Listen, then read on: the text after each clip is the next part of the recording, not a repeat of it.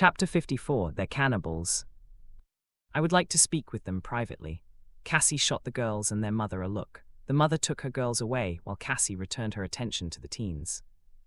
Their deaths are going to be on your record.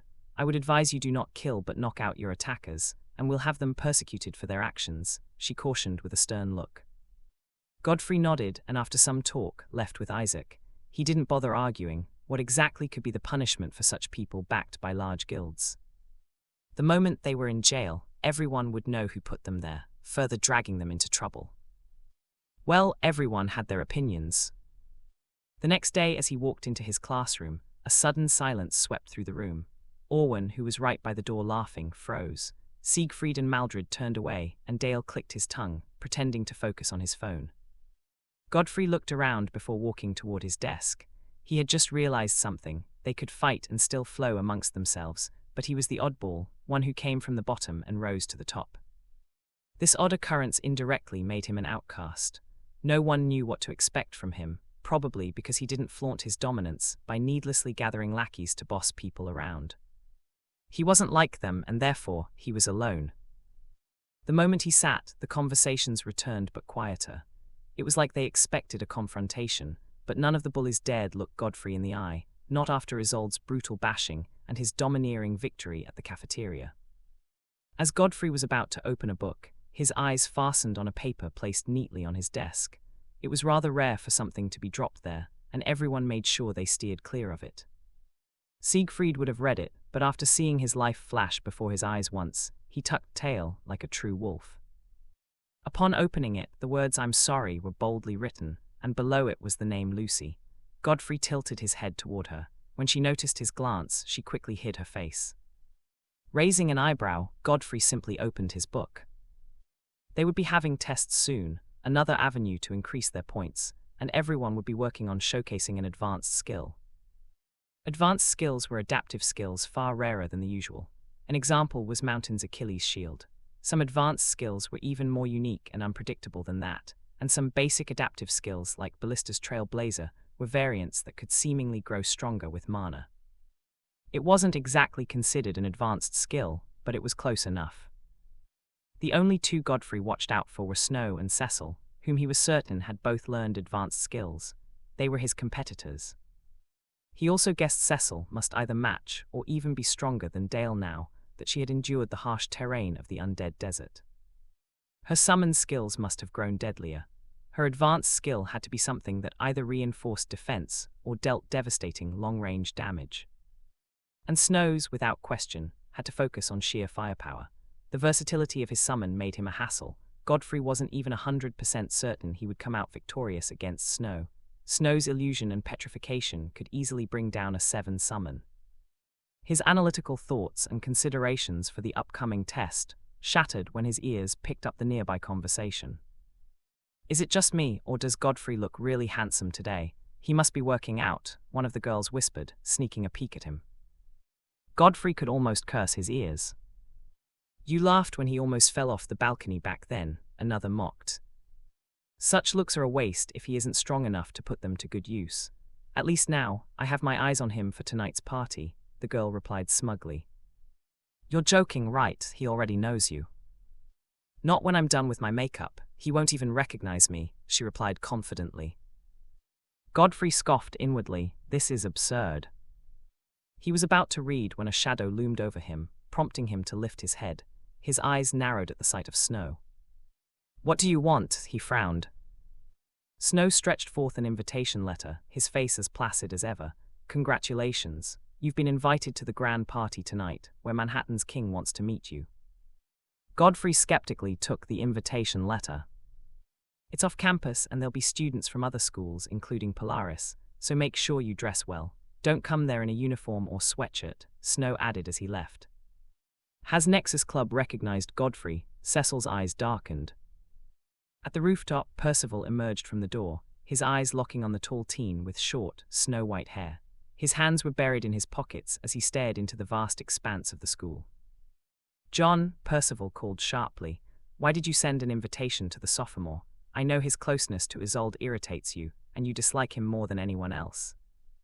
John tilted his head slightly, revealing one side of his calm but calculating face. That doesn't matter.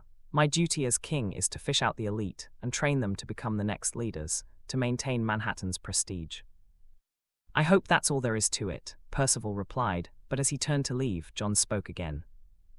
You once asked why we hate humanoid summoners. The weak ones are ridiculously pathetic. You can't help but feel disdain toward them. But I could never answer your question properly until I met the strong humanoid summoners. They're the real vile things. He turned fully, his expression darkening. You saw it too in our last mission 3 days ago. They're cannibals, Percival. We humans feed on animals, but humanoid summons. They devour our beast summons, a part of our very souls. He took several steps forward, standing close enough that Percival could see the flicker of anger in his eyes. Cain's fanatic is filled with them, and in our midst stands one of them, a wolf in sheep's clothing. One day he'll do the same, and his target will surely be the one closest to him, the one who doesn't have her guard up. His voice dropped into a hiss. That will be Isolde. Percival shut his eyes. I saw it, but Godfrey is suffering from the fears and hatred of our society. If you don't stop, if you don't embrace like you do Snow, he'll become exactly what you fear. John turned back to the skyline, his tone as cold as marble. Then I'll put an end to him. I won't be remembered as the king who allowed Manhattan to fall. Percival's fists clenched. Then what are you planning to do to him at the party? John's voice was calm, almost emotionless. I won't lay a finger on him. I'll simply let him observe and understand that he doesn't belong. After school hours, 3 upperclassmen walked into the school gym. 2 walked at the front, the charming red-haired Lilith, number 4 in the Nexus Club, and a dark-skinned, tall boy with short white hair kept in a low cut. He was Edric, number 5 in the Nexus Club, and behind them was Derek, holding both his backpack and the backpacks of the other 2 with a strained smile. All 3 of them paused at the sight of Godfrey doing reps with a barbell. His perfectly chiseled body gleamed under the gym lights, muscles tightening and releasing with a grace that drew every pair of eyes. His skin glistened faintly like gold forged and polished for years to become this enticing. He was the center of attention, as everyone either gossiped about him or stared at his flawless form. They had never seen him here before, and yet he seemed to belong, as if the gym had been built for him. Derek's pupils shrunk at the sight of Godfrey. Lilith's eyes gleamed with concealed thoughts as she made her way over, followed by Edric, whose expression was cold and unreadable. What's going on? Some students began to whisper, watching Edric approach with wide strides. Did Godfrey provoke him? I heard he beat up some sophomores, but Edric's not exactly close with any of them. Their whispers halted when Edric grabbed the barbell, earning an upward glance from Godfrey. Reveal your summon. Godfrey raised an eyebrow, slightly surprised. What for? His eyes shifted toward Lilith, who giggled and sat on a nearby bench, crossing one leg over the other as she leaned forward. It's not a question, she said with a smirk. It's an order. Derek, who stood by the side, snickered inwardly. He wanted to see how Godfrey would come out of this one. Lilith was a powerhouse. Her red wyvern summon possessed dangerously potent flames capable of reaching the ceiling. In terms of skill, she was far above most. Members of the Nexus Club were sent on missions to clear difficult dungeons or suppress dungeon breaks alongside the authorities. Their combat experience was no joke. On the other hand, Edric's summon had exceptional self-regenerative abilities, making injuring it almost pointless. He also wielded the ability to generate ice. They were, after all, the ice and fire of the Nexus Club. No, Godfrey said firmly. I refuse to reveal my summon at your order. I'll do it when I feel like it. Derek's eyes bulged at the audacity. Really? Edric sneered, tightening his grasp on the barbell. Frost spread from his fingers, coating the metal heavily before it burst into glittering shards. The barbell's durability was nothing before his ice. What about now? Edric grinned, his canines extending and claws forming at his fingertips as he prepared to move, but a calm, composed voice cut through the tension. Edric. The single word froze him. Hearing that voice, Lilith, Derek, and Edric all turned toward the entrance and saw John standing there with his knight, Yuan. What are you doing? John asked. His tone wasn't loud, but it wasn't a question either. The slight frown on his face was enough to make Derek wish he could vanish. It's the king, someone gasped. Audible whispers and gasps rippled through the gym as John made his way toward Godfrey. He stopped before him and stretched out his hand. I don't think I've properly introduced myself before, John said evenly. I'm John. Godfrey took his hand and they shook lightly. Godfrey Daniels. John nodded. I know, you're really close to Isolde, and I admire how you've made her love this school.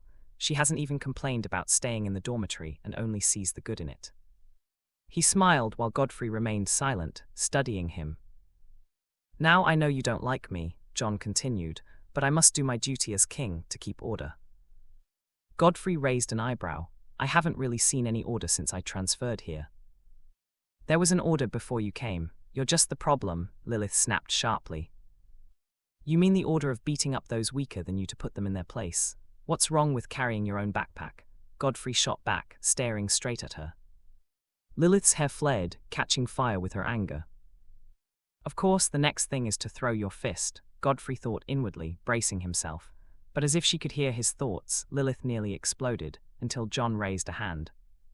She forced herself to calm. That is order, John said evenly, and it can only be enforced by the strong. We might not be able to monitor every part of the school, but we represent Manhattan's image. We uphold it despite the dangers we face in dungeons or the challenges from other clubs across the 6 major cities of the world. He glanced at Lilith. She's always been hot-headed and wrong at times, but what we need are more hands to reach farther, and calm heads to keep people like her in line. With more hands we could make this school better.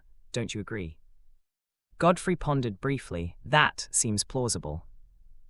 John smiled faintly and turned away. I'll see you tonight then. As he walked off, Edric and Lilith followed, unable to ignore the silent glare he shot at them. Man, Godfrey's so lucky to talk face to face with the king and even shake his hand. An upperclassman exclaimed in envy. I've been in the same class with John for 2 years. This is the 3rd, and I haven't even earned a second of his attention. Meanwhile, Godfrey glanced down at his hand. If that's his concept of order, then maybe he isn't that bad after all. Still, he didn't fully believe it. The upcoming party might just be the moment to confirm who the Manhattan King truly was. 30 minutes past 7 in the night, a taxi parked by the roadside and Godfrey stepped out.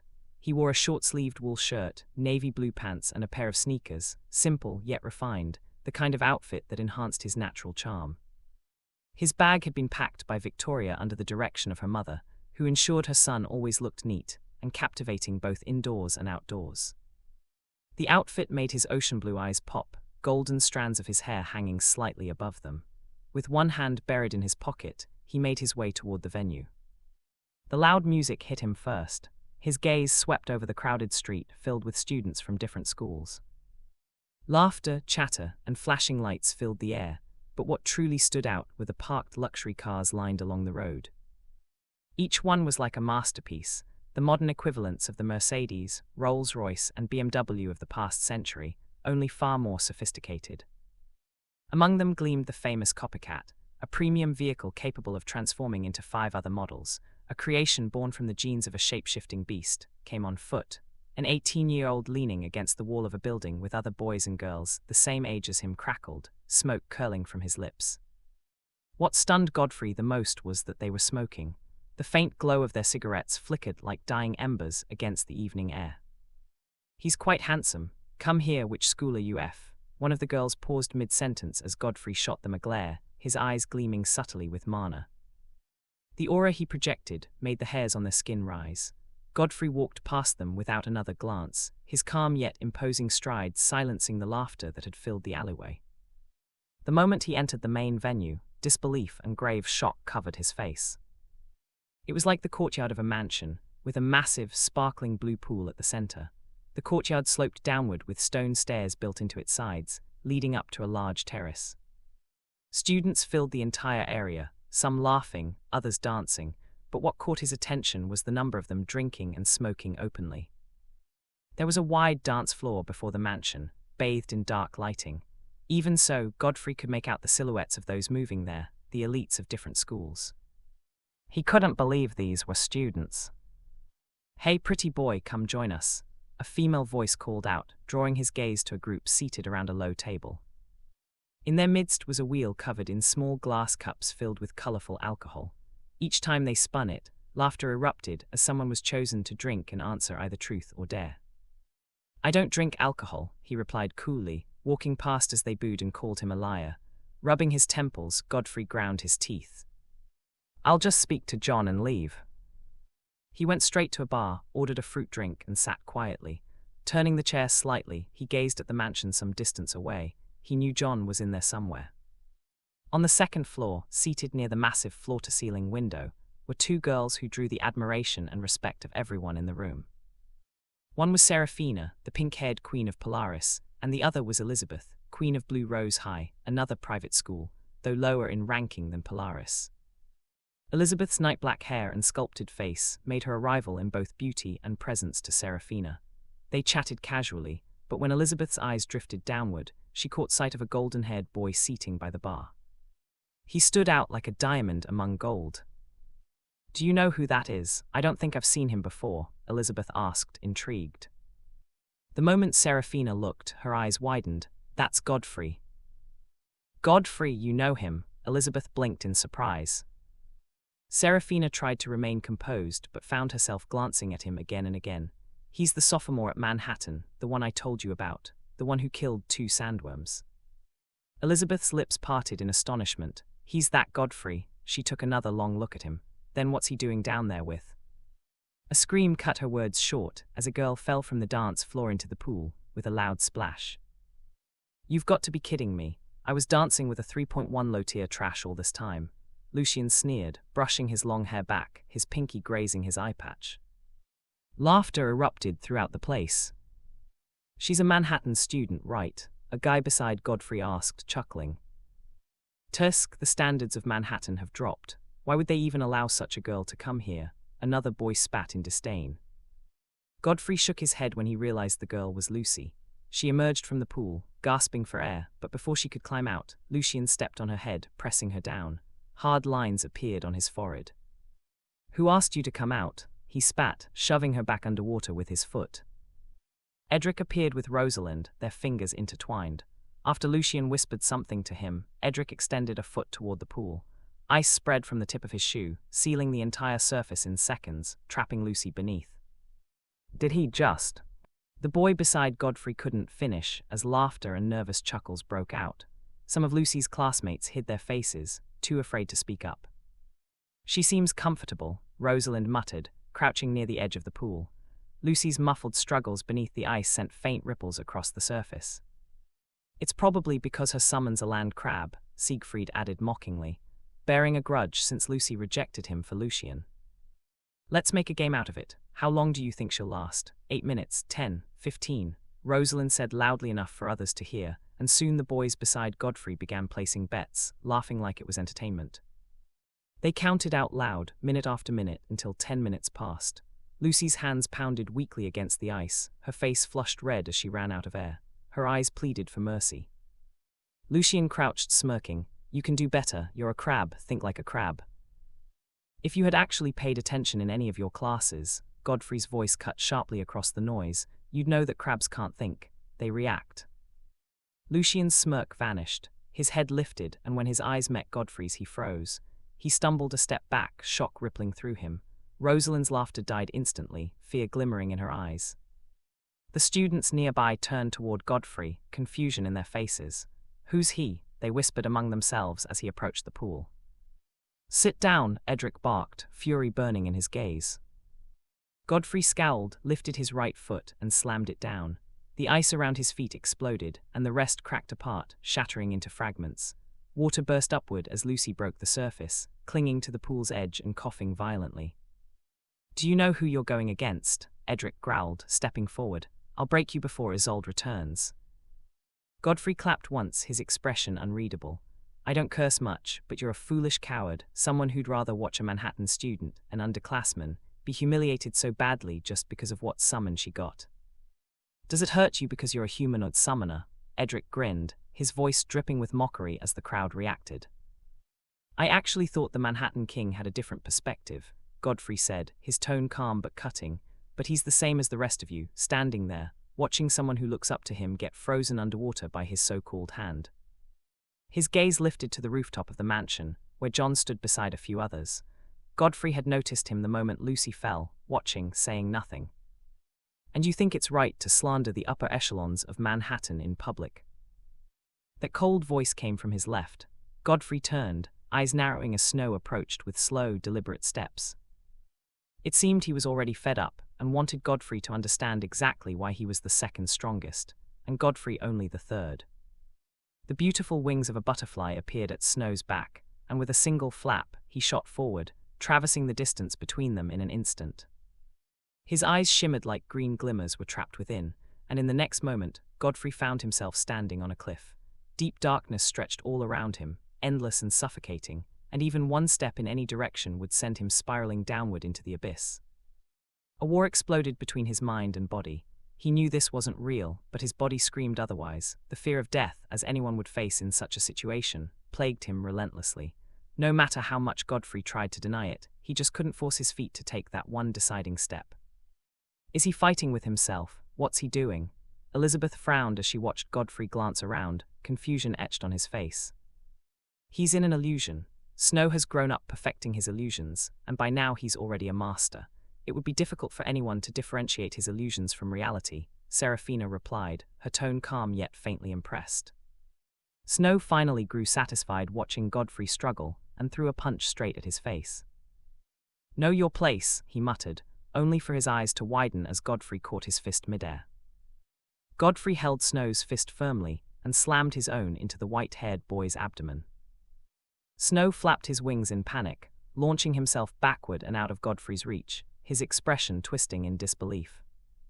Godfrey had sensed Snow's incoming blow, and that minor crack in Snow's concentration allowed him to break out of the illusion. As realization struck, Snow's face grew uglier. Without a word, Godfrey was about to move when he suddenly realized his leg was stuck. Looking down, he saw his feet had turned to stone, and the petrification was spreading fast. Invisible glimmer, I was wrong. His advanced skill wasn't an explosive kind. Godfrey sighed inwardly as the stone crept over his arms, chest, and neck. He didn't even last against Snow.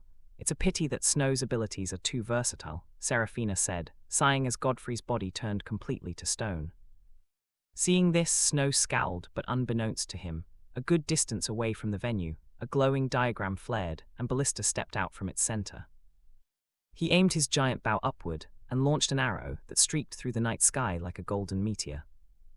What's that? Gasps rippled through the crowd, making Snow turn sharply. His eyes widened at the golden projectile. It was already upon him. He hastily activated Aegis' shield, forming a barrier of glimmer, but the arrow tore straight through it, slamming into his chest with such devastating force that Snow was launched backward and into the pool, a massive arrow protruding from his body. Blood spread out, staining the sparkling blue pool crimson, and in the same moment, shock and fear painted every face. Edric couldn't believe his eyes, Lucian's face turned deathly pale, and Rosalind fled into the crowd in terror.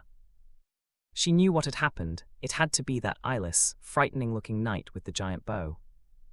Even with the tenacity of summoners, seeing Snow floating there, wide-eyed and blood-soaking the pool, terrified even the aloof elites in the mansion.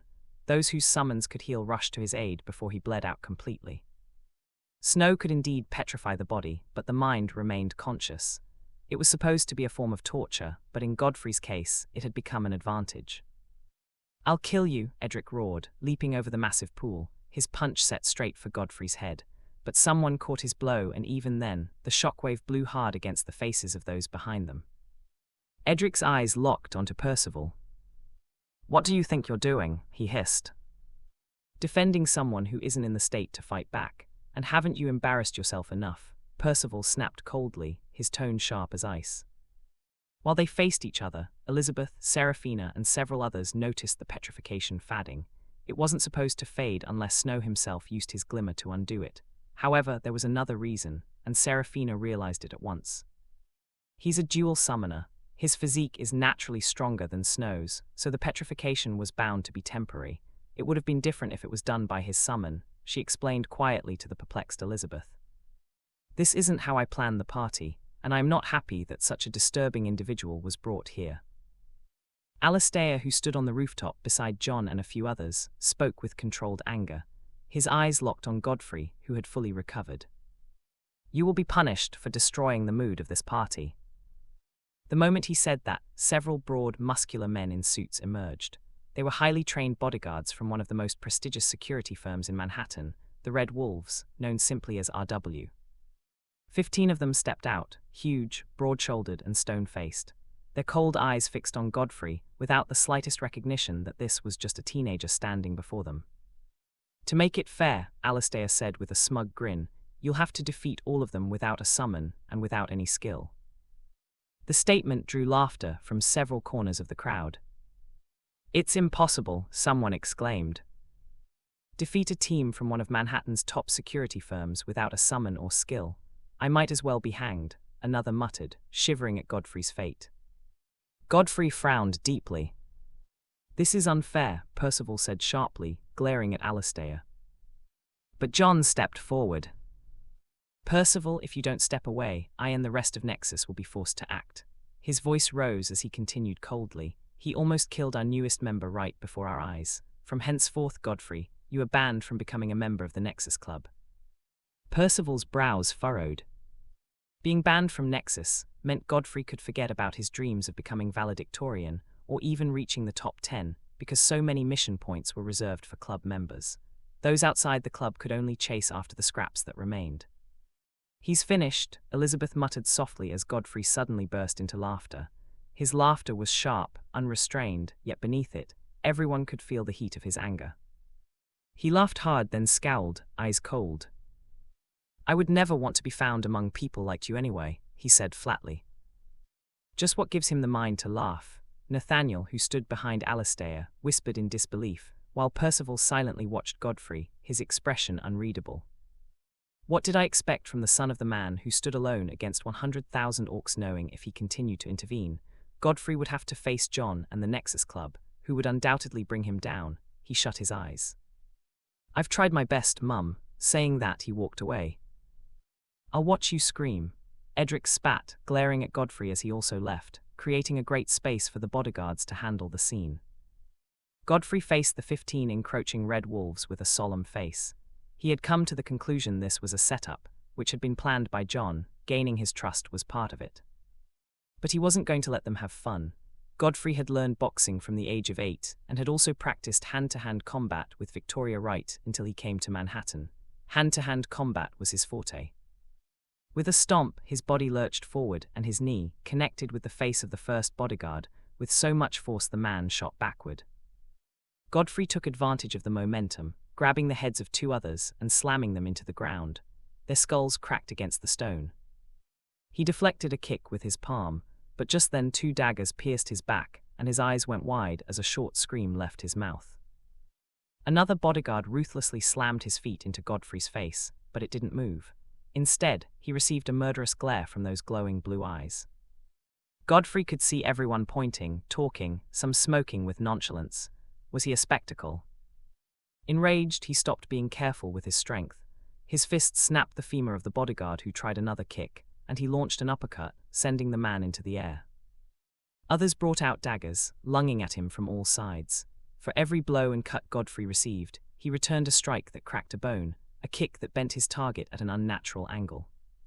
He was able to deflect leather blows, utilizing refined footwork to keep himself close to his targets and away from those who posed lethal danger, yet it was exhausting.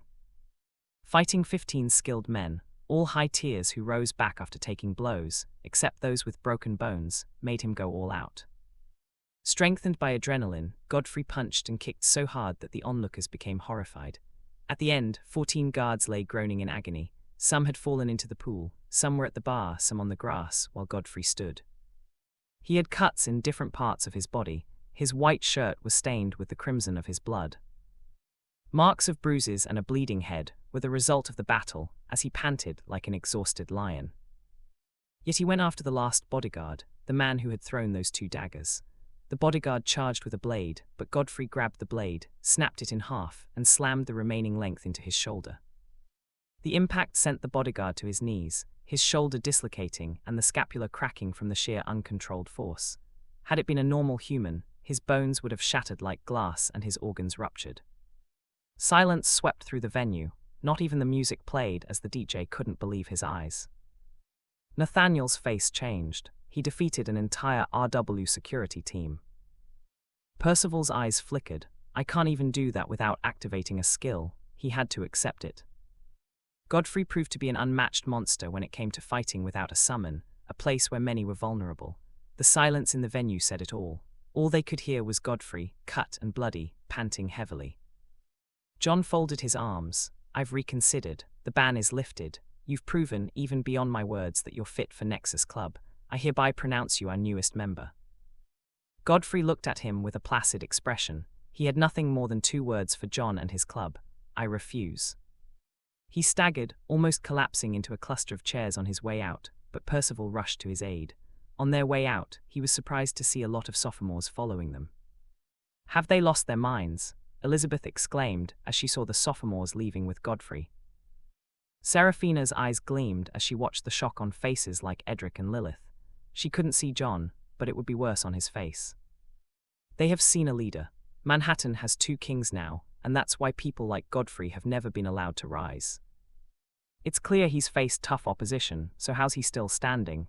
Elizabeth muttered. A complex light flashed in Seraphina's eyes. You just saw it. That tenacity, that confidence, that aura he radiates. He's a natural-born king. The next day, Siegfried held the neck of a boy in his class. You dare walk out on the king last night. You better leave this school or you're dead. He watched as Lucy was almost killed. The boy yelled back, and others rose to defend him, but Snow, who sat on his desk with a mean expression, made them fidget. Dale slammed his palm on Lucy's table. It's you just couldn't play a simple game. Isn't your summon a stupid crab? He glared at her and lightning crackled in his fists. I'm going to punch your face in. He grinned, only to sense the change in the room. Turning where everyone looked, he saw Godfrey at the door. After visiting the school nurse last night, he was completely whole this morning. Godfrey swept his gaze through the classroom, settling on Snow. It's good you're alive. I had no intention of killing you, he said calmly, but the statement made Snow's expression contort. Meanwhile, Godfrey approached Dale. As he drew closer, Dale staggered backward. He now knew Godfrey had gone easy on him during their cafeteria fight. If Godfrey had gone on the same rampage as he did against those bodyguards, Dale would have been at death's doorstep. It won't end well going against the king and Nexus Club, Cecil spat, seated with one leg crossed over the other. She bit her lower lip as Godfrey ignored her and sat. Dale felt like a fool as he stood, fear etched on his face. Finally, Godfrey fixed his eyes on Siegfried, who was at the board taking out a book from his backpack. I will not tolerate bullying in this class, or the bully will answer to me. Who made you king? Snow frowned. I can turn you and everyone in this room into stone, and you still talk like you have all the power. I agree, Godfrey said, but you would have a few more arrows sticking out of your chest, and you might not survive this time around. Snow's face became ugly. Both of them locked eyes, and the moment it seemed like the tension was finally about to explode, Edwin walked into the classroom, and everyone went to their seats under his gaze. He stood on the lectern, scanned the class, and cleared his throat. As you all know, your tests will begin tomorrow, and Isolde Pendragon's mother has decided to give us a dungeon core capable of boosting a high tier of 5/6 by 0.4, tier 7 by 0.2, and higher by 0.1, but it would only be given to the student who ranked first. Everyone's excited mood died the moment Edwin concluded. Such a dungeon core was rare. It was even more potent than the one Godfrey purchased for Ballista. Such a core was hard to purchase with cash. You needed a connection to get it or clear a dangerous Green Gate dungeon and get it yourself, but the risks there were too high. Many of them concluded this was just a well-thought-out scheme, as the reward would end up back in Isolde's hands. But Godfrey couldn't help but see this as an opportunity to unseal the third door. Today we'll talk about dungeon breaks, which, as we all know, happen when a dungeon gate becomes black, but we'll be more focused on how this happens in different gates. Now, after classes, Godfrey sat with Isaac at the cafeteria, and some tables and chairs away sat a group of freshman girls. See what I told you? Godfrey has the strongest freshmen under his wing and now most of the sophomores. He has divided the underclassmen from the upperclassmen, the gum girl said. Another girl rolled her eyes. It's not going to last. He offended the entire Nexus Club, which we all know are the strongest in the school, and also the elites of other high schools, especially Polaris. You know how they throw their weight around because of their rich parents. Janet raised an eyebrow and turned to look at Godfrey. Is it him that offended them? It should be the other way around. They have no idea who they've offended. Her eyes flashed, someone who even the headmaster hides his secret. While they had their conversation, Godfrey blinked when Lucy came straight to his table but didn't sit. I know you have no way of joining the Nexus Club, but that doesn't mean you should forfeit your position. Godfrey raised an eyebrow. Where was she going with this? What if you establish your own club? Lucy whispered words that made his eyes widen and Isaac stop eating. You can't establish something like Nexus Club. Wasn't it created by the school? Isaac asked. Not exactly. I did my research. Before, the strongest in the great schools of the 7 head cities were picked to compete against each other, but later on, the students began to build a hierarchy such as the clubs and the leaders who were kings, queens, and knights. Isaac's spoon almost fell off his hand, while Godfrey reached out to his chin, pondering how he didn't notice when Lucy sat down. The clubs were made official after a while, but it was the initiation of a student. The school-created clubs are the sports clubs, and the rest, which some of us are into. Lucy then faced Godfrey. Creating your club will help you. I don't think you can fight the entire Nexus Club and the seniors that back them by yourself, she added. What is the club supposed to do, and who would want to join a club knowing fully well it would make them the nemesis of Nexus Club? Godfrey asked skeptically. We could clear Green Gate dungeons. We're already doing it, and in the club, you don't have to be a junior or sophomore. Even a freshman can join. Isaac's enthusiastic tone made Godfrey glance at him with the "when did you buy this idea" look. If you're worried about who would join, I think you already have 2 candidates, Lucy spoke, her eyes brightening as she wasn't thrown off from the very moment she came close. Who? Godfrey raised his eyebrows. Isolde and Percival. The names Lucy said stunned both Godfrey and Isaac. You want to snatch Nexus Club's queen and their number 3, 2 of Manhattan's aces in one go. Isaac found the thought of it as hilarious as it was frightening. Godfrey folded his arms. He and Percival had never spoken to each other, but he was strangely helping him. It was either because he was a like-minded fellow, or there was another reason behind it. So what are we going to call the club? Isaac asked Lucy. I don't have a name. I think Godfrey should bring the name, but he'll have to meet with the headmaster first. If we have his permission, it will make our club official and a part of the school so no one can shut it down, Lucy replied before facing Godfrey. You'll have to meet the headmaster. Godfrey squinted. He could remember having a phone call with the headmaster, and he sounded like a stern person. How could he barge into the office of a man who barely knew him with such a big topic like this? It seemed quite daunting, especially if the headmaster might be supporting Nexus Club's order. After school, Lucy was on her way back to the girls' dormitory with Janet. Is that your brother? Janet asked as they saw Sam in the distance, walking toward them. He had a bruise on his lip, like he had engaged in a fight and lost sorely. Lucy rushed toward him with a concerned face. Before she could utter a word, Sam raised his hand and threw a slap that sent Lucy to the ground. His eyes gleamed with hate. Do you know what you've done? You've ruined my life. What's wrong with you? Janet screamed at him, but was held by the neck and thrown away while Sam held Lucy's collar. Couldn't you just keep your mouth shut? You had to tell Lucian you were a low-tier summoner, and that wasn't even enough. You went and joined that Godfrey. He slapped her cheek, harder than the first, rage boiling within him. He could go along well in his class, but now Derek had abandoned him, and others had turned on him. His life was ruined, all because of this unlucky sister of his. As rage boiled within him, he kept kicking her non-stop, heaving and panting at his sister, who he had beaten to a pulp, before turning to the other student not too far away, filming it all. This should be enough to convince others, right? He faced the student, who was also a junior in the same class with Sam, but with a slightly stronger summon. He chuckled, not enough, keep going. Horrified, Janet rushed at Sam only to be slapped hard to the ground. The next day, Godfrey held the handle of his backpack, which he slung over his shoulder, while walking through the massive street filled with students making their way to the school building. 2 white earbuds were in both ears while he looked around, enjoying the fresh morning view. Today was the day Isolde was returning, and he actually didn't know what to say when he saw her. While walking, a familiar black car drove in and stopped by the roadside, which had tall cypress trees. A girl with golden white hair in her dark blue Manhattan high jacket and backpack stepped out. Her hair was not packed in a ponytail anymore, but allowed to gloriously flow down her back and the 2 sides of her jacket. It enhanced the strength of her charm.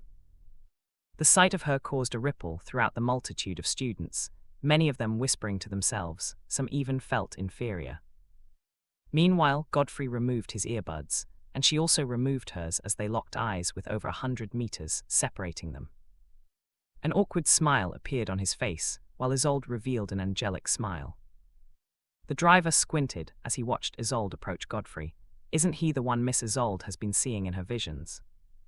The female bodyguard at the back nodded. He is. She clicked her tongue as she watched Godfrey embrace Isolde. Let's go.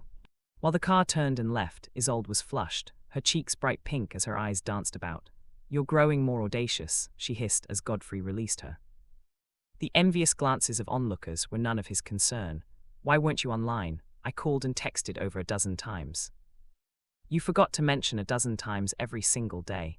Isolde showed him her phone with an amused smile, while Godfrey shamelessly squinted.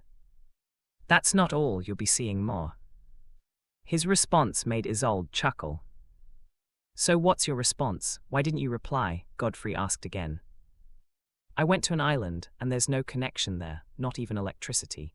They use firewood, and the houses there are made of wood like medieval houses. Her response made him raise an eyebrow. Why did you go there? To meditate. The mana concentration there is extremely high, Isolde replied as they both walked toward the school building. Don't you already have enough mana stored? Godfrey looked at her. Isolde shook her head softly. It's not enough. He could see there was an underlying reason she spoke like that in her eyes, and it didn't seem to make her a bit down. Godfrey placed his hand around her shoulder, flashing a comforting smile. Isolde smiled, but just then, John came from the east with Yuan, Lilith, and Edric. Seeing Isolde in Godfrey's arms made John's face darken, but he hid it and waved his hand. Isolde, he called out with a smile. Isolde paused when she saw him. Hi John, she said with a light-hearted tone that made Godfrey frown. When he saw John jogging over, he simply continued to walk. At first, Isolde was puzzled, but after calling him several times and receiving no response, her expression changed. Godfrey simply walked into the building without a glance. His warm mood changed so suddenly that it was baffling. The only reason had to be John.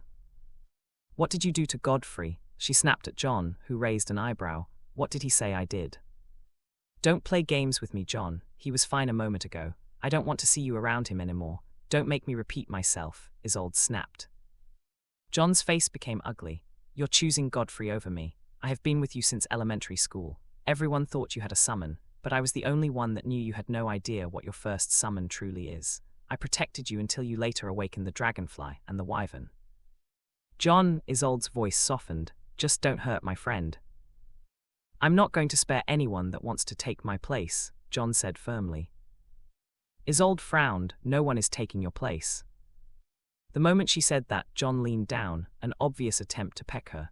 Sensing it, Isolde slammed him backward. What are you doing? Anger took over Isolde while John chuckled furiously. Just know I'll take that arm he put around your shoulder, he said grimly. Isolde flinched as her irises dilated. Seeing her reaction, John smiled. You've seen it, haven't you, where I take his arm? Good, that's proof that nothing is going to stop me, not even you. His eyes sharpened. Your arrogant friend will fall, and I'll make sure he knows his place. Isolde scowled. I never saw him fall to you. She turned and left while John's expression changed. Was she saying he lost to Godfrey? It was impossible. He was Manhattan's king. He was a Lord-tier summoner.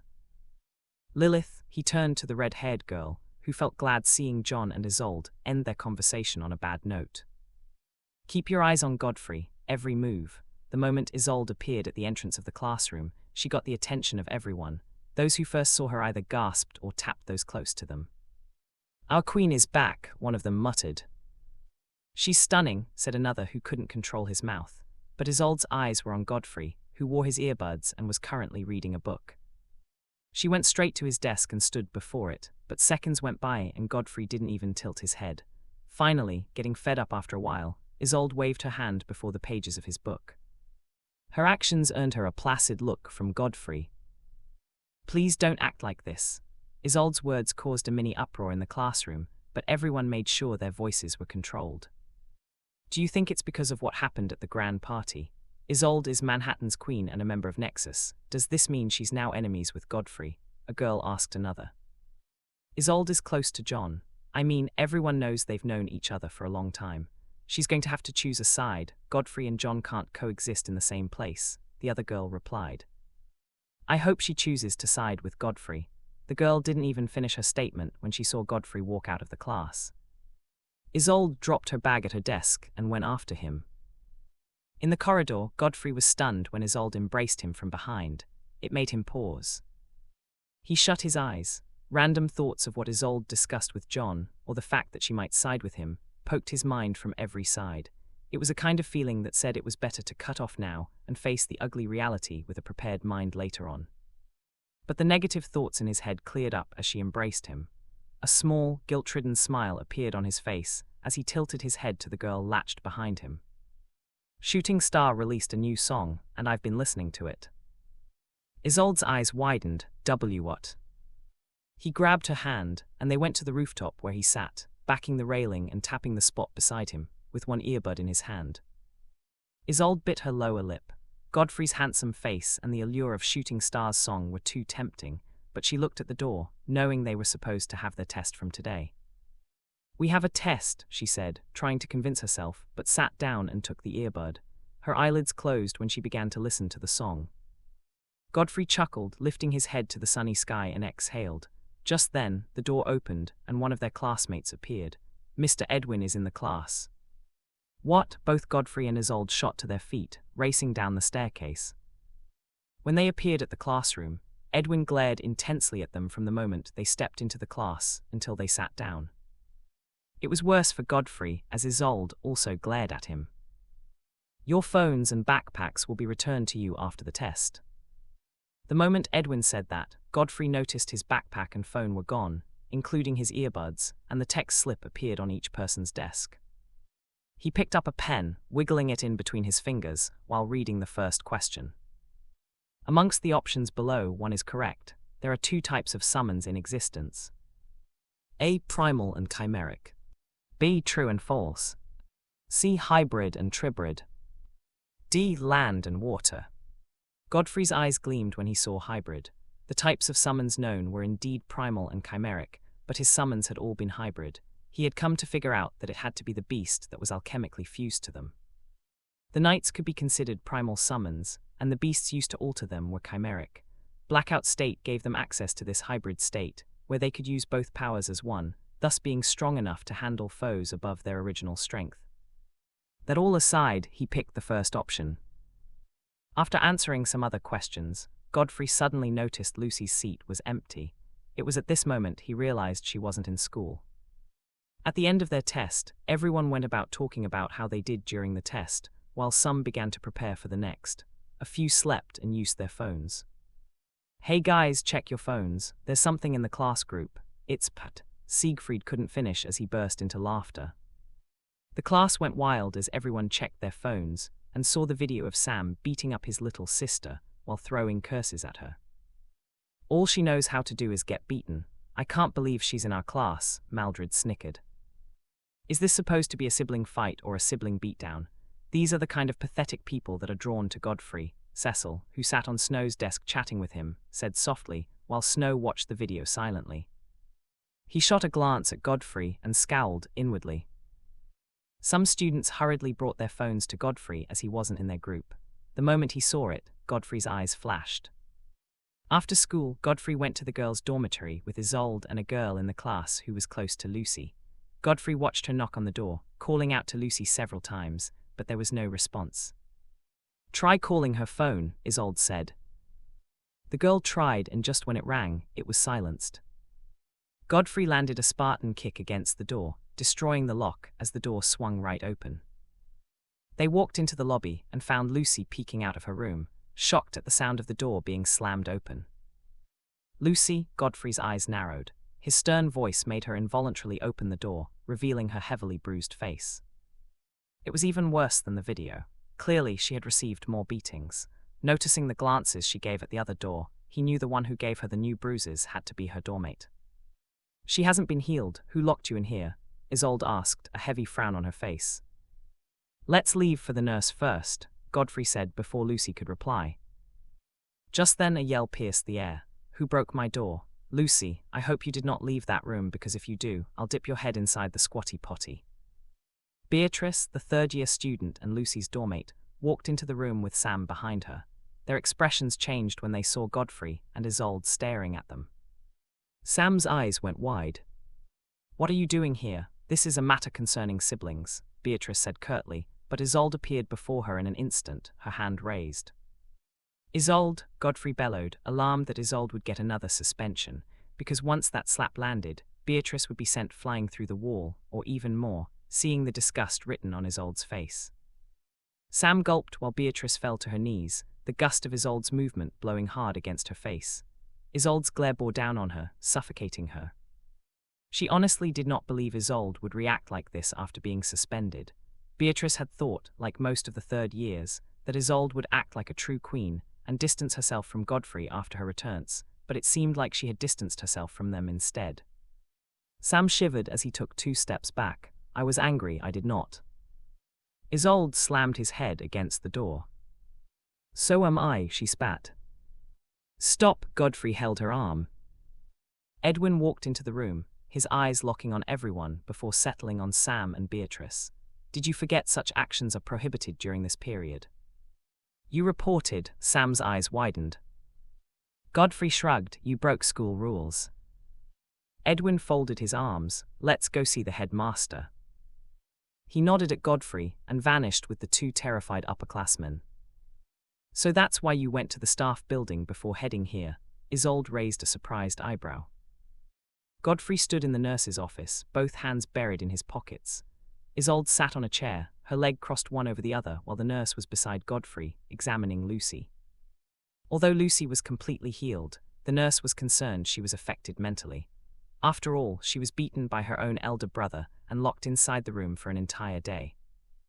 "I wasn't around, but have you found a name for the club?" Lucy's question caught Isolde's attention. "What club?" Her ears perked. Godfrey turned toward her. "We're about to create a club, something that has to do with missions like Nexus, but we'll be dealing with Green Gate dungeons. At least that's the idea for now, since I can't ever enter the Nexus club." "I'm in," Isolde's swift reply made him smile. Lucy also smiled, while the nurse squinted. If she heard correctly, Godfrey was trying to create a club that would potentially oppose the Nexus club. Had he gone insane? Having a talking summon didn't mean he could go against a group made up of monstrous talents. The door opened and Edwin walked in, and his words shook her. "They've been suspended for the rest of the semester." "They?" The nurse's eyes widened. "Who could be suspended during this important period? Doesn't that mean their total points won't be able to meet up with the minimum? They might be kicked out of Manhattan." The next day, the sophomores gathered at the combat field as this was time for their combat test, and the points gained here had more weight than their written test. And of course, the first thing was for everyone to reveal their advanced skill. Advanced skills could be adaptive or innate, and were usually more potent than the normal. It took pushing to the edge to develop such a skill, which was why the test was after their trip. The most entertaining aspect of this training to Godfrey was watching the combat instructors summon make different paper constructs. His summon, the great origami wasp, could spit out paper constructs of any type, like walls, mannequins, and even moving humanoid soldiers made entirely out of paper, and this paper was even more durable than diamond. No one has been able to damage the instructor's constructs so far. I guess that's why the instructor is the instructor. Even other teachers respect him. Some students behind Godfrey spoke to each other. Isolde nudged Godfrey. "Do you have an advanced skill?" He replied with a nod. "I guess so." She squinted. "You guess?" Just then, Dale went to the field and manifested a double-headed hammer out of lightning. Blue lightning crackled menacingly through his body, but the combat instructor scoffed. "It's powerful, but not exactly an advanced skill. Had your summon formed something that would aid it, then it might have been," he said dismissively, yet still gave advice. With a grunt, Dale stormed back into the seats, while Cecil came out and brought out her summon. The Titan Yaegu named Bane exhaled heavily from its mouth, flexing its dense muscles below the white fur, before throwing a punch at the wall constructed by the great origami wasp. Space bent, compressing air and releasing it. A huge portion of the wall tore off, ripped apart by the violent air. Godfrey squinted while the instructor nodded. "Good. Show them one more, Bane," Cecil said, watching everyone's expressions as Bane stomped the earth. Compressed air burst forth before its feet touched the ground, opening a wide, gaping crater. "This is absurd. Cecil is way stronger than Dale with such a destructive advanced skill." And she's been hiding. Space and air, although not exactly controlled by your summon and only a result of extreme strength and mana interference, it makes out as a remarkable skill. You did well, the combat instructor said, and a proud smirk graced Cecil's face. Godfrey, you're next. Everyone watched Godfrey step out, especially Cecil, Snow, and Dale. A golden diagram flared and Mountain stepped out. He held his great oval shield up, and it transformed into the Achilles shield. The sight of the shield alone made even the instructor's eyes narrow. At Godfrey's request, a paper archer was formed, and he fired 3 arrows at the shield. All 3 of them barely scratched it. The instructor raised an eyebrow. How durable is your shield? Nothing has destroyed it yet. Godfrey's reply made him chuckle. Let's see how it does against a skill of my own. At the instructor's mental order, the wasp unleashed a hail of paper bullets, each as big as .950 JDJ bullets. The hail made the hairs on the neck of some students stand. Cecil's eyes widened, while Isolde felt a bit concerned, as the number of bullets was massive. Is that? The instructor couldn't believe his eyes as his bullets ricocheted right back to the origami wasp. It had to evade, deactivating its skill in the process. You've got to be kidding me, so you can't even hit him. Dale ground his teeth. It's his fault Cecil has surpassed me, and he's even grown stronger. Cecil's expression became ugly. She had taken pride in her advanced skill, hoping that once the test period came she would crush Godfrey, which was why she kept silent all this time, but who would have thought he developed such a formidable defense skill? That's a remarkable skill. Seems like Aegis shield but more powerful and stable. What did you call it? The instructor asked. Achilles shield, Godfrey replied as he retrieved Mountain. That's a nice name. I thought he was going to name it Thick Metal Shield, Isolde said with an amused tone inwardly. As Godfrey left, Snow took his place.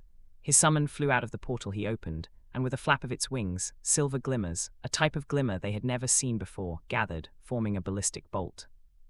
The bolt streaked forth like a silver meteor, reminding Godfrey of Ballista's trailblazer. His face darkened as the silver arrow exploded through 3 thick paper walls, before bursting into red glimmer and petrifying whatever remained of the paper wall. Excellent, you've birthed a new glimmer. I have not seen a glimmerwing butterfly with silver glimmer and such explosive might. As the combat instructor praised Snow, Godfrey clenched his fists. How could he not see that Snow had copied his skill and made his summon replicate it in its own way? That skill just now was ridiculously powerful. Has Snow taken back the second place? His classmates muttered amongst themselves. None of them had the faintest idea that the original version of this skill belonged to Ballista, not even Isolde, because apart from Snow, the others were students from Polaris. Isolde, you're next. Isolde stepped out, and from a purple diagram, a giant dragonfly emerged. Above it, high above the school, violet portals appeared, and from them, meteors streaked out. Everyone's faces paled, not just the sophomores but also other students. It felt like watching an apocalypse. Even the instructor lost himself, speechlessly looking at the sky streaking with meteors enveloped with flames and smoke. In the next instant, the meteors were teleported away, leaving everyone's heart pounding hard against their chest. After a while, the instructor cleared his throat. I'll announce your score. Isolde undoubtedly came first. Second place goes to Snow, third to Godfrey, fourth to Cecil, fifth to...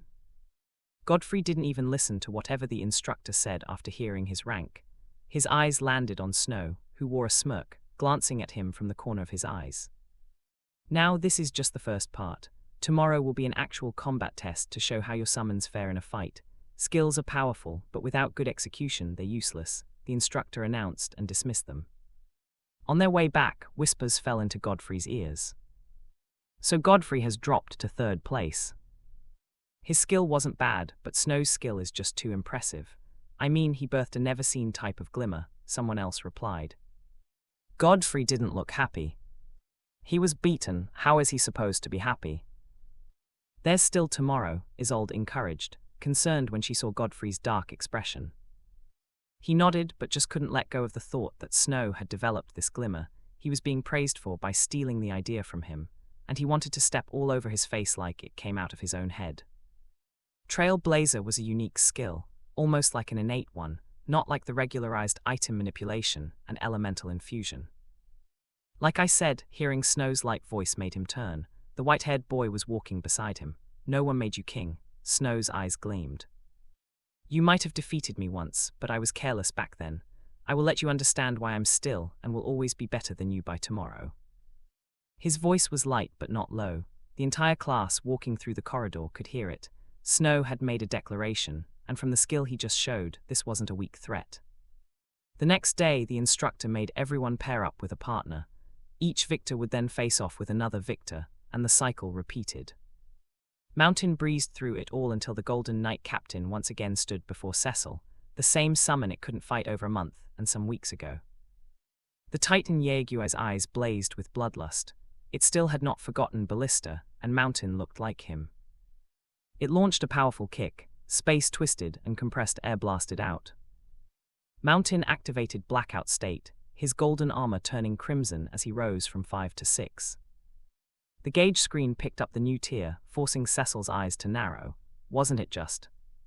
The rest of the words couldn't leave her throat as Mountain, standing at 8 feet tall with a bulk rivaling the Titan Yaeguai's, effortlessly blocked the ape's punches and kicks before slamming his ironclad boot into the creature's abdomen, sending it flying and tumbling on the ground several times. The instructor's eyes narrowed. I might have to reevaluate that summon's defense. Cecil couldn't believe her eyes, all her planning, everything went to waste with just one kick, and there wasn't even a dent on the Achilles shield. Was that thing even made of metal? And Mountain didn't even use ricochet or reflect. Was he going easy on her? She just realized it. The gap between them had grown even wider. Mountain proceeded to his next opponent and discovered it was the Glimmerwing butterfly. Snow stood below it while Godfrey stood beside Mountain. Both summon and summoner gazed at each other. At a mere thought from Snow, the Glimmerwing formed the ballistic bolt made out of silver glimmers. It hovered before the butterfly before blasting out at full speed, like a bolt actually set loose from a ballista. Mountain lifted the Titan round shield a bit up, planting his feet into the earth. The arrow struck the shield heavily, forcing Mountain back a few steps with both sides of the earth scorched, becoming like where a volcano just erupted. A hole appeared on the butterfly's chest as its wings froze, and it fell from the sky, raising dust in the wake of its devastating fall. Just what in God's name is that shield? The instructor panicked as he rushed toward the summon. Snow lay beside it, unconscious due to the heavy damage dealt to his summon. Snow had no idea how the Achilles shield was formed, how its durability was a result of bearing the brutal power of the Trailblazer. Achilles' shield was Trailblazer's bane, a development to counter it.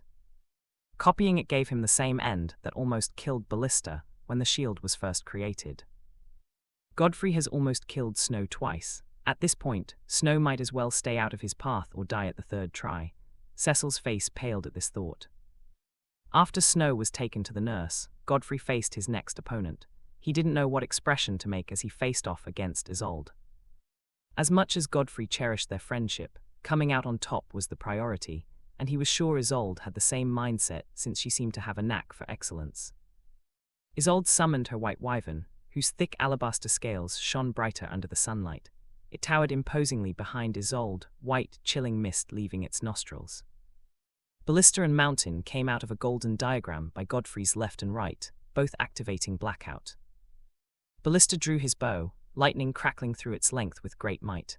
Everyone could feel the hum in the air as the lightning grew more intense. Godfrey raised an eyebrow as he saw Isolde's wyvern wasn't doing anything. When Ballista was about to release the arrow, it lowered its head to Isolde's level, and just then the arrow tore through the air. Godfrey's eyes widened the next moment as the arrow froze, and the air between it and Ballista also froze, as the bow knight captain was encased in thick ice. The cold from it alone caused intense pain to Godfrey, so much that he grunted, distancing himself. The coldness of that ice is beyond what a wyvern can do. I'm afraid that wyvern is about to become a frost dragon, the instructor muttered to himself while watching the wyvern take to the skis, its true domain. Mountain lifted his head, throwing his great shield with all his might. It soared, spinning with intense velocity before hitting the head of the wyvern, making it veer off and crash into the ground. Mountain charged toward the wyvern, who rose back up and breathed out frost air. It collided with Mountain and brushed right off. He had copied the dragon's frost, so he was naturally immune to certain ice attacks as the wyvern was. Seeing this, the wyvern's large eyes narrowed, and it lunged at him with wide strides. At close distance, it swung its tail, slamming Mountain. The shield and sword knight captain skidded almost 100 meters backward, before being hit by the frost lock skill, becoming totally encased in ice. It was so cold that the ground around it gained a layer of ice coating. Just then, the ice around Ballista shattered, lightning crackling on the shards as the bow knight captain fired 3 arrows. All 3 multiplied into 9. The white wyvern took huge strides, tanking the arrows head-on. They managed to pierce into its scales but could not go beyond the tip. With a mighty flap, the wyvern took to the skis, unleashing pure ice, not mist, engulfing nearly 100 meters.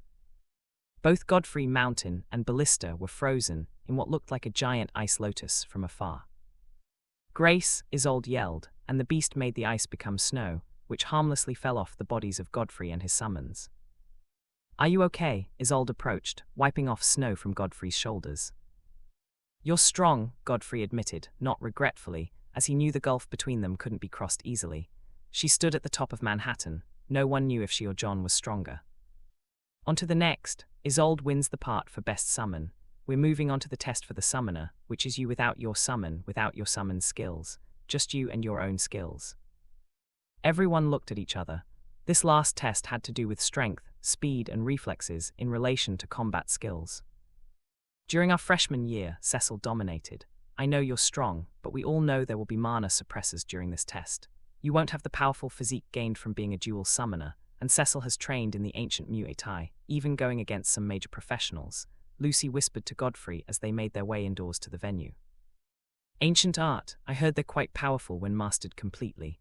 And without suppressors, it will all come down to how well we've trained our bodies without the aid of our summons," Isolde replied. "What did you learn?" Lucy asked, while Isolde's ears perked to hear more about Godfrey. Godfrey blinked. "Boxing." Lucy bit her lower lip. "I'm afraid you'll lose. Your art depends on throwing punches and good footwork, but Muay Thai is good with clinch work, kicks and blows from elbows and knees. The damage alone is way more than what a punch could deal. And Cecil," Lucy glanced at the girl with a bob cut, her pupils dilating, "is a natural at Muay Thai. Before you and Isolde came, she had always been ranked first. Even Snow doesn't stand a chance against her when it comes to combat skills, with our symbiosis skill cut off." Isolde squinted. "I believe it depends on how good you are in your respective art, but Lucy's right, Cecil does seem to have an advantage. She still goes to competitions and wins. I have been boxing since I was 8. I've never defeated Victoria, but Cecil has been handled by professionals, not to talk about her activeness in engaging in their competitions." Godfrey clenched his teeth. He didn't like this feeling of being pulled further and further away from his goal. They finally arrived at the combat classroom, and everyone stood watching those who were called ascend the platform. "Godfrey has been besting you so far. What are you going to do now that he's in your fort?" Dale leaned towards Cecil, who had her arms crossed. Everyone dreaded facing her. Cecil glanced at him from the corner of her right eye. "You'll find out when I face him." Dale frowned. "You've grown audacious." "Can you beat me?" she snickered. "I'll blow off your bull's head with a kick. Admit your position, Dale, and submit." Dale glared hard at her, but when the instructor called his and Cecil's names, his expression changed. Both of them ascended the platform. Dale took a standard boxing stance while Cecil also got into a fighting stance. She sized him up and blasted forth, closing the distance instantly. Dale threw a punch which she easily dodged, and slammed her elbow into his jaw, following it with a swift roundhouse kick that cruelly kissed his cheek, launching the already disoriented Dale to the floor heavily. She didn't spare him. Other students muttered as they couldn't believe their eyes, seeing Dale with a bloody nose and mouth while Cecil towered over him. Cecil licked her lips. So long had she yearned to beat Dale this much. But she had been afraid of his strength. After all, he was quite petty and would not spare her after the test. Godfrey had given her this chance. He was the reason Dale was suspended and missed the trip, and she had been able to surpass him. Still, that didn't mean she would not pummel Godfrey even more than she did Dale.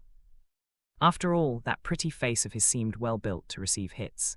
And according to what she calculated, Godfrey wasn't petty, at least not as much as the other top boys in her class. So he would receive his beating in peace and keep shut, knowing she was better than him in combat skills. Cecil would make sure Godfrey respected her after the thrashing she planned to dish out. So next time, while he threw his weight around, he would be mindful around her. The others she went against were cakewalks. Eventually, standing on the platform, she faced Godfrey. From the fights, she had seen how good he was at boxing. No one could handle his combo punches and uppercuts. "Should I go easy on you?" she asked with a light smile. Godfrey squinted, his face was solemn. After all, he faced someone who had won against professionals in her art. He hadn't even defeated Victoria, even after 8 years. I support Godfrey, but I don't think he can win this fight. It's obvious right from the start. The whispers of her classmates made Isolde frown. She didn't feel like watching Godfrey getting all bloodied from his mouth and nostrils. Don't, Godfrey assumed a stance. I'll take it as an opportunity to learn. Cecil smirked. You suddenly want to learn from getting beaten up by me. Wow. And you're losing yourself, thinking you're at the top of the world with just this little opportunity you've got. You're no different from those you've beaten. Hearing that, Cecil propelled herself, attempting to clinch Godfrey and ruthlessly slam her knee into his face, but he evaded. She followed up with a swift kick, hitting the side of Godfrey's right arm. He grunted, ducking over her second kick and pushing himself forward for a punch. The punch came swift and straight for her abdomen, but instead of pulling away, Cecil came closer, tanking the blow with a wide grin before clinching Godfrey and slamming her knee repeatedly at his face. Godfrey protected his face with his arms, yet the sound of her hitting made everyone grimace. She's got him, the instructor thought grimly. Cecil screamed aggressively as she slammed her knee one last time and finished it with a roundhouse kick that struck Godfrey's cheek, forcing him to stagger, his head tilting toward the ceiling as an ugly bruise appeared where the foot struck. It seemed like he would fall, but at the last step, Godfrey held himself, discovering he was already at the edge of the platform. Still feel like running your mouth, Cecil smirked. She enjoyed this. She enjoyed Godfrey graciously receiving a beatdown from her, and she would get to walk out of it without watching out for her back.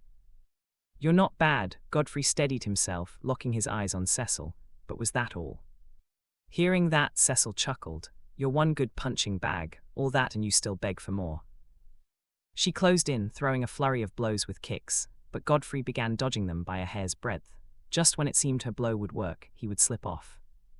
It made Cecil grunt in anger. Meanwhile, Godfrey sank into his mind, reminiscing Victoria's words. Move like a butterfly, light on your feet, swift to fly off your enemy's reach. You're there but you're not there. Cecil launched an axe kick, which he evaded, but instead of taking the advantage, he slid backward. What's he doing? Isolde frowned. Her confusion was shared by others. They could finally see Godfrey holding his own, but why shy away from an opening? Unbeknownst to them, he was listening to the voice inside his head. Be unpredictable. Make them feel frustrated. Make them lose themselves just to touch you. Watch them grow mad. You're dead, Cecil screamed, leaping, coming down with an elbow strike, which Godfrey dodged by taking a step to the side. The blow grazed past just an inch away. Cecil, fuming, followed with a powerful punch from the other hand, almost hitting his jaw, but he leaned his head backward and retreated once the blow was out of the way. Fight me, you rat, Cecil hissed. Godfrey's eyes sharpened as the voice in his head continued. When their frustration is at its peak, strike. He deflected Cecil's punch and landed a punch on her cheek. Let it sting, but not too much. Let them taste what's to come. Cecil was shocked at the punch, which she didn't expect. She clenched her fists and teeth, a murderous glare in her eyes. Meanwhile, the instructor's eyes narrowed as he noticed something about Godfrey. His stance had changed. Let loose your disguise as a butterfly and reveal the predator. The moment that line bloomed within him, Godfrey moved. With one step, he got into range, moving away from Cecil's kick and slamming his fist into her thigh. The blow almost made her lose her leg since it was still midair. That was just the beginning, as Godfrey struck her ribs, and the next was a swift, unexpected punch to her face. Let your foe know that they are in your domain. They are now the prey. He flashed to the right, striking her forearm at a place that made her defenses weaken before launching the same combo, ending it at her other cheek. Cecil staggered back in disbelief. Let them predict your next move and feel helpless when they can't do a thing but you tear them apart. Though Cecil couldn't hear those words, since Godfrey spent years listening to the same thing while taking a beating, she watched with her eyes as Godfrey came for her left side. She could see where he would punch, but the pain from where he struck at her right made her slow down, and the blow landed, another punch to the cheek even when she leaned back. Like a mirage, he had shifted to the other side.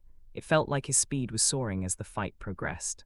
Before a word left her lips, another punch connected to her cheek, and her eyes spun.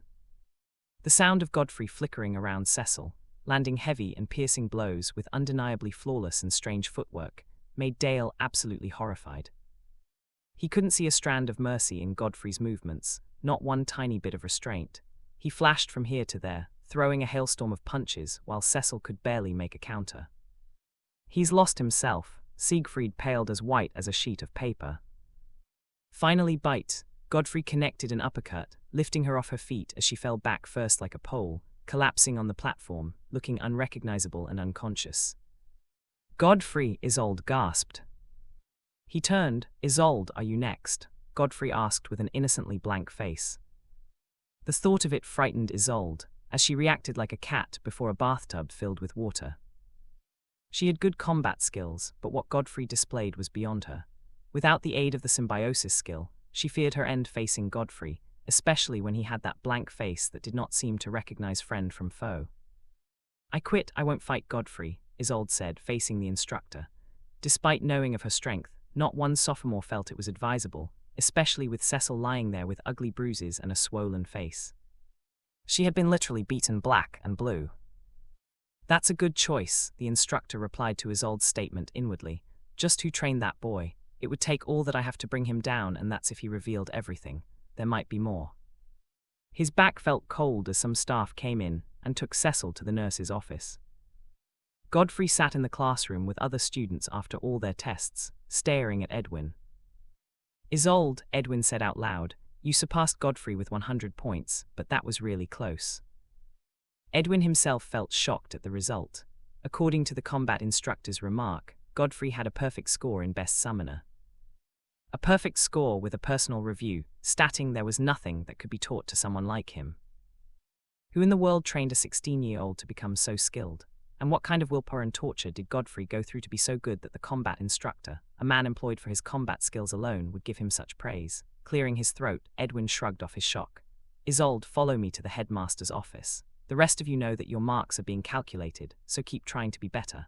Your total points will determine where you start in the society." Godfrey sighed. So much for trying his best. It still slipped out of his grasp. This was an opportunity to get a dungeon core that could bring him really close to opening the third door. Casual Green Gate dungeons didn't have such powerful cores. And those that did might not be easy to clear. Isolde left a folded paper on his table as she left. It made him raise an eyebrow. She didn't even look back to give him a sign, which puzzled him further. When he opened the paper, boldly written on it was, "It's yours, but you owe me a boba tea." Seeing it made Godfrey freeze. His heart pounded much louder than before, spreading warmth through his system as a smile naturally bloomed on his face. He was so focused on his competition, to get the core, that he didn't take a step back to think things through. It might have always been his to begin with. At the corridor, Edwin glanced at Isolde. "Such a core has no effect on either your summon or you whatsoever." "So," Isolde calmly lifted an eyebrow. "Meaning you planned it for your crush," Edwin said. Those words were like a hammer, slamming off Isolde's collected and aloof demeanor and replacing it with the flushed face of a teenager. "What? Godfrey's just a friend." "You don't have to yell at me. I can hear you just fine from this distance, even if you whisper," Edwin replied, staring at her knowingly. It made the pink hue on her cheeks brighten as she blushed hard. Back at the classroom, everyone went about their usual, talking in groups, mostly about the test. Godfrey leaned his head on his table like he was asleep, but his eyes were on the paper. All of a sudden, he heard everyone moving about in a hurry as silence enveloped the room, a familiar sound when the teacher stepped in. But they had nothing for the rest of the day. As he lifted his head, his eyes narrowed at the sight of 3 upperclassmen. All 3 of them were identical, with red hair at the root and the rest of it jet black. He had never seen them before. They had black spiked collars around their necks with name tags: Ulrich, Wulfric, and Leofric. The King's Hounds, their back. Someone behind Godfrey shuddered. Just why would Nexus Club's number 6, number 7, and number 8 be here? Lucy barely finished her whisper when she snapped her head toward Godfrey with wide eyes. These triplets were known as the King's Hounds for a reason. They did his bidding and made sure his fear remained. Right from John's freshman year, these triplets had been his vicious dogs. He didn't have to give the order, they just knew how to take out the problem, and their methods were rather cruel. "I'm looking for a Godfrey Daniels." Ulrich, the eldest, stepped on the first desk with a smile. "Where is he? Where is the one who dared to challenge the king? We have sniffed out his rebellion and that of the rest of you." Ulrich's cold statement made many perspire, some lowering their heads. The triplets had been on a mission for well over a month. They had left since the second week of resumption and returned primarily because of the test. No one could ascertain their current strength. Wulfric, the middle one, locked eyes with Godfrey. He has golden hair and blue eyes, that's you, isn't it? Godfrey rose to his feet with a frown. He wasn't going to lie to himself. The mana radiating off these triplets was crushing. "Meet us outside," Ulrich said.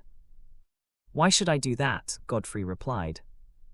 The last, Leofric, blurred and stomped Godfrey's table, shattering it into dust. It wasn't brute force that destroyed the table so thoroughly, but flames came with it. Crimson flames so hidden and well controlled that they only ate away the wood and vanished before anyone could spot them. Leofric leaned close to Godfrey. "Move, or we will make you move." Godfrey wasn't a fool. He knew he couldn't win against them outside, and of course, he still couldn't win inside, but since they weren't attacking him outright, something kept them in check, and he would like to use that leverage. The triplets each had a 6.9 summon, and a special skill that allowed their summons to fuse to become one formidable 7.6 high tier, making them strong enough to rival the higher-numbered members of Nexus Club. Though Godfrey had little clue of this, the mana radiating from them was a very loud warning. Leofric's hands transformed into large claws with even longer talons. Half his forearm became pitch black, but from his fingers to his claws was blood red. The air simmered, wavering due to the heat. Should the flames hiding within that arm burst forth, the damage would be devastating. "Do you know you can't ever remove the scar of hellfire?" Leofric brandished his claws.